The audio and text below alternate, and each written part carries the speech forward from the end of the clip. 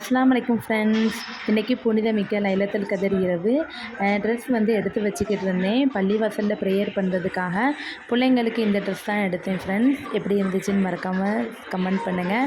இது வந்து top, leggings, அதுக்கப்புறம் வந்து இந்த ஷால் வாங்கியிருந்தேன் எனக்கு. அதுக்கப்புறம் பிள்ளைங்களுக்குமே ட்ரெஸ்லாம் மாற்றி விட்டாச்சு. என் பொண்ணுக்கு இப்படி தான் இருந்துச்சு ட்ரெஸ்ஸு. எப்படி இருந்துச்சுன்னு சொல்லுங்கள்.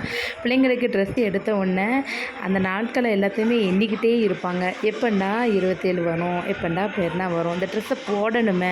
கிட்டத்தட்ட என் பொண்ணெல்லாம் ஸ்கூல் போயிட்டு வந்தவுடனே இந்த ட்ரெஸ்ஸை எடுத்து பார்த்து அவங்களுக்கு எடுத்த அந்த கம்மல், இந்த நெக்லஸ் எல்லாத்தையும் எடுத்து பார்ப்பாங்க.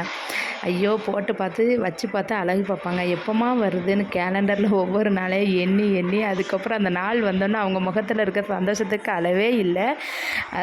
வியர் பண்ணோன்னே என் பொண்ணு ஃபோட்டோ எடுமா, வீடியோ எடுங்கம்மா, அத்தாக்கு அனுப்பணும் அப்படின்னு சொல்லி 2-3 கிளிப்பிங்கெல்லாம் எடுத்தாச்சு.